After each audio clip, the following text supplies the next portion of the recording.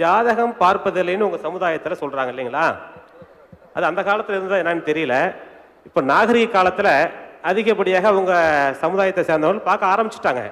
அதையே கூட மறைந்து மறைந்து தான் பார்க்கறாங்க. இந்துக்கள் பார்த்து விடுவார்களோ அல்லது நமது சமுதாயத்தை சார்ந்தவர்கள் கூட நம்மை பார்த்து விடுவார்களோ, தவறாக எடுத்துக்கொள்வார்களோ என்று மறைந்து மறைந்து ஜாதகம் பார்க்கின்ற ஒரு நிலையை இன்றைக்கு உருவாக்கிக்கிட்டு வராங்க. ஏன் அந்த ஜாதகத்தை உங்க சமுதாயத்துல கொண்டு வந்துட்டா என்ன? அப்படி கொண்டு வருவதனால் இந்த சமுதாயத்திற்கு இழுக்கா? அதை பற்றிய ஒரு விரிவான விளக்கத்தை உங்களிடத்திலே. ஜாதகத்தை பற்றி ஒரு ஆள் அவர் கேள்வி கேட்குறார். உங்கள் சமுதாயத்து ஆள்களை மறைஞ்சு மறைஞ்சு பார்க்குறாங்க ஜாதகத்தை, இந்துக்களுக்கு தெரிந்துவிடக்கூடாது என்றும் பார்க்கிறார்கள், உங்கள் சமுதாயத்தை சேர்ந்தவர்களுக்கும் தெரியக்கூடாது என்று பார்க்கிறார்கள், அந்த ஜாதகத்தை அனுமதிச்சுட்டா தான் என்ன என்ற மாதிரி ஒரு கேள்வி கேட்கிறார். முதல்ல பயந்து பயந்து பார்க்கறதுலே தெரியுது அதில் அனுமதிக்கப்பட்டதல்ல என்று. எந்த காரியத்தை பயந்து பயந்து செய்வான் இல்லையா? எந்த காரியம் தடை செய்யப்பட்டிருக்கிறதோ, எந்த காரியத்திற்கு அனுமதி மறுக்கப்பட்டிருக்கிறதோ அதைத்தான் அடுத்தவனுக்கு பயந்து பயந்து ஒருவன் செய்வான். ஆகவே அவர்கள் பயந்து பயந்து செய்வதிலிருந்தே இஸ்லாத்தில் இதற்கு அனுமதி கிடையாது என்பது தெளிவாக தெரிகிறது. முதலில் ஜாதகம் என்றால் என்ன? 3 வாரங்களுக்கு முன்னர் வந்த ஆனந்த விடன் பத்திரிகையிலே மதன் கேள்வி பதிலிலே ஒரு பதில் சொல்லியிருந்தார். சென்ற வார ராசி பலனை இந்த வாரம் வாசித்து பார்த்தால் எதுவுமே நடந்திருக்காது என்பதை புரிந்து கொள்வீர்கள். இந்த வாரம் வந்து ராசி பலன் அடுத்த வாரம் படித்து பாருங்க, எதுவுமே நடந்திருக்காது உங்களுக்கு. குஷ்வந்த் சிங் இல்லஸ்டேட் வீக்கிலே பத்திரிகை ஆசிரியராக இருந்தார். அப்போது சொன்னார், திடீரென்று இந்த ராசி பலன் எழுதுகிற ஆள் ராஜினாமா பண்ணிட்டு போயிட்டாரு. ஆக சில வாரங்களாக ராசி பலன் வரவில்லை. பத்திரிகையோட சர்க்குலேஷன் கொஞ்சம் குறைய ஆரம்பித்தது. நான் யோசித்தேன், நானே எழுதினால் என்ன, அது என்ன பெரிய விஷயம் இருக்கு அப்படி என்று நானே எழுத ஆரம்பித்தேன். பத்திரிகையினுடைய சர்க்குலேஷன் முன்னரை விட அதிகமாக ஆகிவிட்டது என்று சொன்னார். ஆக இதில் பெரிய எந்த விஞ்ஞான உண்மைகளோ எதுவுமே கிடையாது. முதலில் ஜாதகம் என்றால் என்ன? ஒரு குழந்தை பிறக்கிற போது அந்த சமயத்தில் கிரகங்கள் எந்த ராசியில் சஞ்சரிக்கின்றன, கிரகங்கள் எந்த ராசியில் சஞ்சரிக்கின்றன என்பதை வைத்துத்தான் ஒருவனுடைய ஜாதகம் கணிக்கப்படுகிறது. இப்போ ஜாதகத்திற்கும் விஞ்ஞானத்திற்கு இடையே மிகப்பெரிய மோதல் இருக்கின்றன. முதலாவதாக பூமியை ஒரு கிரகம் என்று ஜோதிடம் ஏற்றுக்கொள்ளவில்லை. பூமியை ஒரு கிரகம், ஒரு பிளானட் என்று ஏற்றுக்கொள்ளவில்லை. விஞ்ஞானம் அதை ஒரு கிரகம் என்று சொல்லுகிறது. ஜாதகம் நட்சத்திரத்தை ஒரு கிரகம் என்று சொல்லுகிறது. விஞ்ஞானம் அதனை துணைக்கோள், சேட்டலைட் என்று சொல்லுகிறது. ஜோதிடம் 9 கிரகங்களை பற்றி மட்டும்தான் பேசுகிறது. விஞ்ஞானமோ அதற்கு மேற்பட்டு பல்வேறு கிரகங்களை பற்றி பேசிக்கொண்டே இருக்கிறது. ஜாதகம் சொல்லுகிறது, ஜோதிடம் சொல்லுகிறது பூமியைத்தான் சூரியன் சுற்றுகிறது என்று சொல்லுகிறது. ஆனால் விஞ்ஞானம் சொல்லுகிறது பூமிதான் சூரியனை சுற்றுகிறது என்று சொல்லுகிறது. ஜாதகத்திலே சில நட்சத்திரங்கள் 12, 27 இப்படி தான் வச்சிருக்காங்க. ஆனால் விஞ்ஞானமோ ஆயிரக்கணக்கான நட்சத்திரங்களை பற்றி சொல்லுகிறது. இந்த கிரகங்கள் சஞ்சரிப்பதை இங்கிருந்து முடிவு செய்ய முடியும் என்று சொல்கிறார்கள்.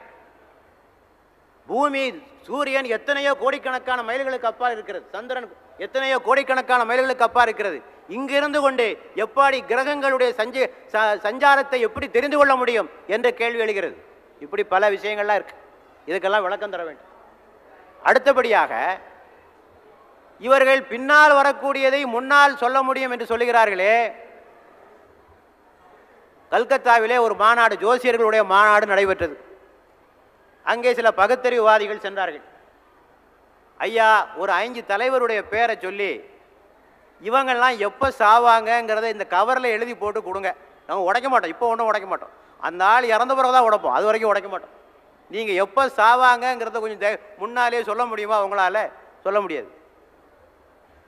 சரி, ஒரே ராசியிலே பிறந்த அத்தனை பேருடைய முடிவும் ஒரே மாதிரியாகவா இருக்கிறது?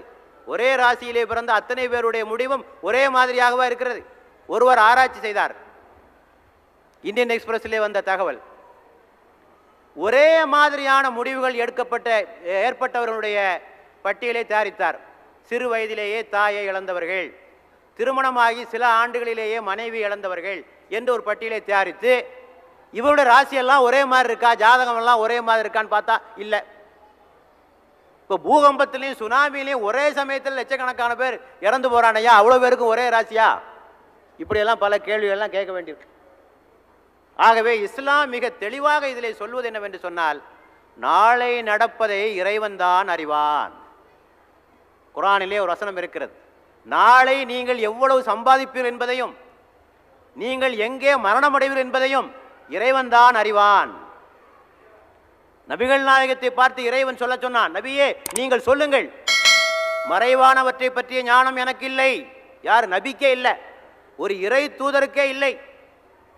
நபிகள் நாயகத்தை சொல்ல சொன்னான் இறைவன், நாளை நடப்பதை பற்றிய ஞானம் எனக்கு இருக்குமாயின் எந்த தீங்கும் வராமலே நான் என்னை பாதுகாத்துக் கொண்டிருப்பேன்.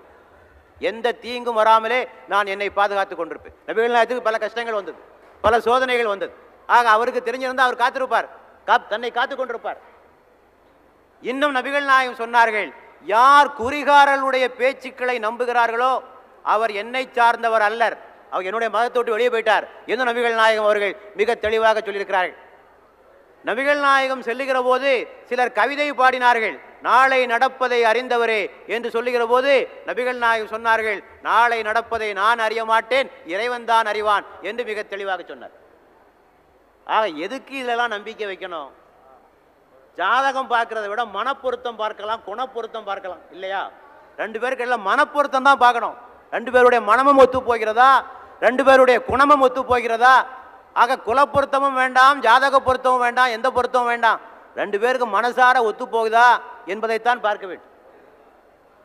ஆக இது போன்ற விஷயங்களிலே பல துன்பங்கள் அன்றைக்கு சில நாட்களுக்கு பத்திரிகையில் வந்தது. இந்த குழந்தையினுடைய ஜாதகத்தினால் பெற்றோர்களுக்கு ஆபத்து இருக்கிறது என்ற காரணத்தினால் அந்த குழந்தையை கொன்று விட்டாள். பத்திரிகையில் 4 நாட்களுக்கு முன்னால் வந்த செய்தி. ஏன் இவற்றையெல்லாம் செய்ய வேண்டும்? இந்த நட்சத்திரத்திலே பிறந்த பிறநாள் மாமியாருக்கு ஆபத்து, ஆயில்ய நட்சத்திரம், மூல நட்சத்திரம், இதிலே பிறந்த பெண்ணால் மாமியாருக்கு ஆபத்து, மாமனாருக்கு ஆபத்து. இதெல்லாம் தேவையா? ஆக மனித நேயமே பாதிக்கப்படுகிறது. தேவையில்லாமல் ஒரு பெண்ணின் மீதோ ஆணின் மீதோ பழி சுமத்தப்படுகிறது. ஆக இவையெல்லாம் தேவையில்லை. எல்லா காரியத்தையும் ஒழுங்காக செய்வோம், நேர்மையாக செய்வோம், நாணயமாக செய்வோம், எல்லாம் நிச்சயமாக வெற்றி பெறும். வேறு எதிலும் நான் நம்பிக்கை வைக்க வேண்டிய அவசியம் இல்லை. முயற்சி நம்முடையது, முடிவு இறைவனுடையது. நம்மாலான முயற்சிகளை செய்வோம், இறைவன் முடிவெடுவதற்கு ஆற்றல் படைத்தவன் என்ற நம்பிக்கையில் வாழ்வதுதான் மனிதனுக்கு அமைதி தரக்கூடியதாக இருக்கிறது. ஆகவே இந்த அடிப்படையில் ஜாதகத்தை இஸ்லாம் வன்மையாக கண்டிக்கிறது. ஆக முஸ்லிம்கள் இப்படி செய்தால் அவர்கள் மார்க்க சட்டத்திற்கு விரோதமாக நடந்து கொள்கிறார்கள் என்பதனையும் நாம் இங்கே தெளிவாக சொல்லிக்கொள்ள விரும்புகிறோம்.